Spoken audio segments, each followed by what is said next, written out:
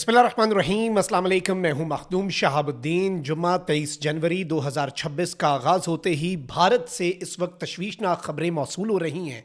भारतीय मीडिया के मुताबिक मकबूजा वादी में 10 भारतीय फौजी मारे गए हैं। भारत के अंदर इस वक्त भारतीय फौजियों के पुरस्रार तौर पर मारे जाने के वाकयात में इजाफा होता जा रहा है और इंडिपेंडेंट एनालिस्ट जो हैं वो इस वक्त इस पर बहुत बड़े बड़े सवालात खड़े कर रहे हैं। भारत के दर्जनों भारतीय फौजियों के हलाक होने और जख्मी होने, मकबूजा वादी के अंदर क्या हुआ, इस वाकये की तमाम तर तफसीलात, इसके साथ ही साथ बांग्लादेश ने भारत पर एक बॉम्ब शेल गिराया है और लोहा गर्म देख के बांग्लादेश और पाकिस्तान, आपको मालूम है कि इत्तहादी हैं, तो लोहा गर्म देख के पाकिस्तान एक वार करने जा रहा है। इस हवाले से कुछ इंपॉर्टेंट डिटेल्स हैं जो आपके सामने रखनी है, लेकिन वही दरखास्त कि हमारे इस यूट्यूब चैनल को भारत और अफगानिस्तान के मुतअद्दिद अकाउंट्स की तरफ से रिपोर्ट किया जा रहा है। इस रिपोर्टिंग का असर ज़ाहिर इस तरह से होगा कि आप इस वीडियो को लाइक करें, एक के बजाय ज़्यादा से ज़्यादा कॉमेंट्स करें और अगर हो सके तो इस वीडियो को आपने मुख्तलिफ व्हाट्सएप ग्रुप्स के अंदर शेयर भी करना है।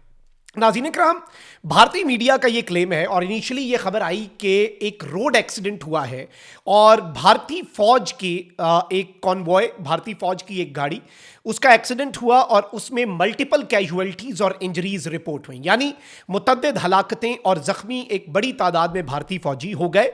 ये इनिशियल खबर आई कि एक रोड एक्सीडेंट है।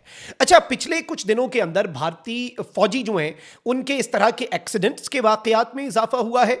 फिर इसके साथ ही साथ पुरस्रार तौर पर कुछ बीएसएफ के जवान जो हैं in the last 2 to 3 months BSF के जवानों के पुरस्रार तौर पर मारे जाने की खबरें भी आ रही हैं। अब नाज़रीन कराम, खलीज टाइम्स कह रहा है कि 10 Indian soldiers killed as army vehicle plunges into deep gorge in Jammu and Kashmir. इस वक्त नाज़रीन कराम बताया गया कि 200 फुट गहरी एक खाई थी जिसके अंदर आर्मी का एक व्हीकल जो कि बुलेट प्रूफ आर्मी व्हीकल था, वो उसके अंदर गिरा और ये ऐसे गिरा कि ये इसका कंट्रोल खो दिया इस गाड़ी ने। अब भारतीय मीडिया इसे एक्सीडेंट के तौर पर बता रहा है और इस हवाले से रिपोर्ट्स भी सारे के सारे इंडियन मीडिया में यही हैं कि मकबूजा वादी का जो डोडा सेक्टर है वहां पर वियॉन कह रहा है कि 10 Indian army soldiers killed as vehicle falls in Doda Jammu and Kashmir. NDTV भी इसी तर्ज की खबर दे रहा है कि 10 army personnel killed and 10 injured, यानी 10 मारे गए और 10 जख्मी हो गए। फिर इसके साथ ही साथ नरेंद्र मोदी ने बयान जारी करके अपनी ताज़ियत की है और पूरे के पूरे भारत के मीडिया के ऊपर इसकी खबरें जो हैं वो चलाई जा रही हैं। फिर इंडियन एक्सप्रेस भी कह रहा है कि 10 army man killed after vehicle plunges in Jammu and Kashmir. अब डोडा जो एरिया है बेसिकली यहां पर मकबूजा वादी के अंदर Indian illegally occupied Jammu and Kashmir में भारत ये याद रखिएगा कि भारत की मिलिट्री प्रेजेंस जो है वो मकबूजा वादी के अंदर बहुत ज्यादा है, बल्कि मकबूजा वादी को अब दुनिया का हाईएस्ट, सबसे ज्यादा मिलिटराइज्ड जोन करार दे सकते हैं बड़े आराम से। अब खबर क्या है, इस हवाले से जो कंसर्न जाहिर किए जा रहे हैं वो क्या है। नाज़रीन कराम, इंडियन मीडिया जो है उसने तो इस इंसिडेंट को एक एक्सीडेंट कहा है, लेकिन अब कुछ सोशल मीडिया क्लेम्स जो हैं वो उन ग्रुप्स के साथ जो मकबूजा वादी के अंदर, जो Indian illegally occupied Jammu and Kashmir के अंदर भारतीय फौज के खिलाफ लड़ रहे हैं, वहाँ पर ग्रुप्स हैं, जाहिर बात है। भारत के अंदर सिर्फ एक ये नहीं बल्कि दर्जनों मुसल्लह सेपरेटिस्ट मूवमेंट्स हैं, खालिस्तान के अलावा वो नागालैंड और मणिपुर और बहुत बहुत एक लंबी फहरिस्त है, दर्जनों हैं।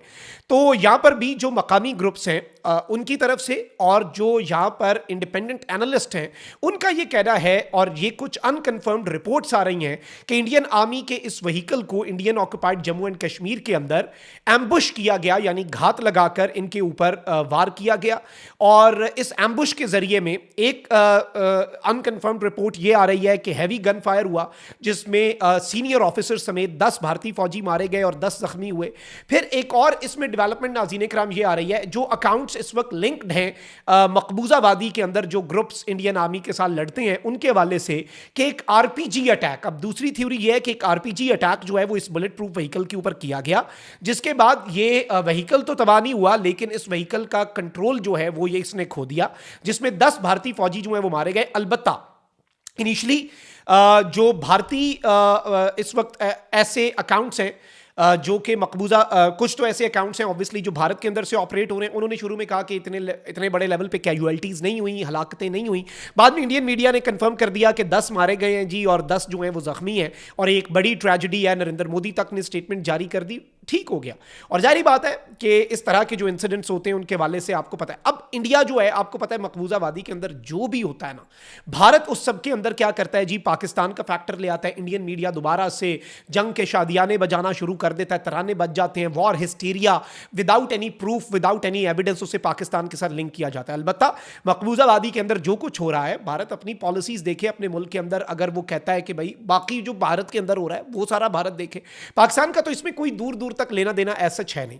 लेकिन इसमें इंपॉर्टेंट चीज ये है कि क्या भारतीय फौज, और अब भारतीय फौज के अपने अंदर ये सवाल उठ रहा है और भारत के अंदर ये सवाल उठ रहा है कि आखिर इस तरह के एम्बुश जो हो रहे हैं, इस तरह के वाकयात, कब तक उनके ऊपर एक कवर अप डाला जाएगा मुबैना तौर पर, रिपोर्टेडली कब तक ऐसे वाकयात को कवर अप किया जाएगा और ऐसी चीजों के ऊपर पर्दा डाला जाएगा, व्हाइट वॉश किया जाएगा, एक्सीडेंट्स करार देकर, अगर ऐसा कुछ हो रहा है। क्योंकि इंडिया एक नैरेटिव को भी कंट्रोल करना चाहता है। ऑब्वियसली पहले ही मई 2025 के अंदर पाकिस्तान के साथ जो पहलगाम के बाद इंडिया ने पाकिस्तान में सिंदूर किया और उसका तंदूर बना और फिर बुनियानो मरसूस ने रही से ही कसर निकाल दी, वो सब इंडिया और पूरी दुनिया विटनेस कर चुकी है। तो इंडिया अब फूंक फूंक कर कदम रखता है। पाकिस्तान फैक्टर जो है उसे भी ये बड़ा देखभाल कर लेकर चल रहे होते हैं। अब इस सारी की सारी सूरत हाल के अंदर एक तो ये डेवलपमेंट है, वहीं दूसरी जानिब आपको पता है कि अब इंडिया के लिए पाकिस्तान और चाइना के बॉर्डर्स के बाद बांग्लादेश का बॉर्डर भी एक्टिव होने जा रहा है। बांग्लादेश के अंदर जो भी अब हुकूमत आएगी उसे अवाम के सेंटिमेंट का पता है कि अवाम बांग्लादेश के जो हैं वो भारत के हवाले से क्या सेंटिमेंट रखते हैं। अब बांग्लादेश जो है वो पाकिस्तान और चाइना के साथ अलाइंड है, पाकिस्तान और चाइना के साथ डिफेंस एग्रीमेंट्स हो रहे हैं और बांग्लादेश को पता है कि भाई इंडिया ने जारियत भी करनी है। बांग्लादेश की इंडिया के साथ जो पॉलिसी है वो भी अच्छी खासी खराब हुई पड़ी है, आपको पता है जिस तरह के मामलात हैं। अब इस सब के अंदर बांग्लादेश क्रिकेट बोर्ड ने भारत के ऊपर एक स्ट्राइक की है और बांग्लादेश क्रिकेट बोर्ड ने अपने फैसले को बरकरार रखने का ऐलान किया है कि वो T20 वर्ल्ड कप खेलने के लिए अपनी टीम को भारत नहीं भेजेगा। बांग्लादेश क्रिकेट बोर्ड ने T20 वर्ल्ड कप खेलने के लिए अपनी टीम भारत ना भेजने के फैसले को तब्दील ना करने का ऐलान किया है।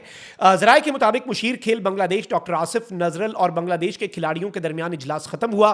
जो बांग्लादेश के मुशीर खेल हैं उन्होंने खिलाड़ियों के साथ मुलाकात के बाद ऐलान किया कि बांग्लादेश टीम वर्ल्ड कप के लिए भारत नहीं जाएगी, हम खेलना चाहते हैं, हमें अब भी उम्मीद है कि आईसीसी हमारी बात तस्लीम करेगा।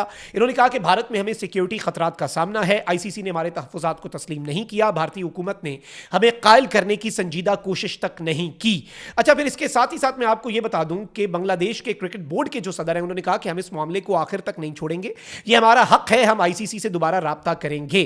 फिर इसके अंदर जो बड़ी खबर है वो यह है कि बांग्लादेश ने T20 वर्ल्ड कप में शिरकत करने का जो ना करने का फैसला किया है। इसके साथ अब जरा ये बता रहे हैं कि बांग्लादेश के इनकार की सूरत में पाकिस्तान के भी बाइकॉट का इम्कान बढ़ता जा रहा है और गालिब इम्कान है कि आईसीसी ने बांग्लादेश का मौक़िफ़ ना माना तो पाकिस्तान बांग्लादेश के साथ खड़ा होकर वर्ल्ड कप जो है उसका बाइकॉट कर देगा जो इंडिया के अंदर हो रहा है। और इस सारी की सारी सूरत हाल में भारत जो है वो इस वक्त डिप्लोमेटिक आइसोलेशन का शिकार है। भारत इस वक्त मुकम्मल तौर पर तनहा हो चुका है। भारत इस वक्त कोई हमसाया भारत से राजी नहीं है। वेस्ट भारत को जूते मार चुका है, वेस्ट भारत को लिताड़ चुका है। चाइना के आगे भारत गिड़गिड़ाया, चाइना ने ठोकर मार दी। रशिया पाकिस्तान के साथ अपनी बेहतरीन पॉलिसी को आगे लेकर चलने के मूड में नजर आ रहा है। सो इंडिया के लिए तो आगे कुआं पीछे खाई, कोई एक घर नहीं है, ना घर का ना घाट का। और अब हमसाया ममालिक जो है वो भी भारत के इस एटीट्यूड से तंग हैं, भारत के इस तर्ज अमल से तंग हैं। सो लेट्स सी चीजें किस तरफ को जाती हैं। लेकिन अभी तक की ये डेवलपमेंट्स जो थी आपके सामने रखना बहुत ज्यादा जरूरी थी। ये एक अहम तरीन चीज थी जिसे समझना भी हमारे लिए बहुत ज्यादा जरूरी है। अपना बहुत ख्याल रखिए। अल्लाह निगहबान। पाकिस्तान जिंदाबाद।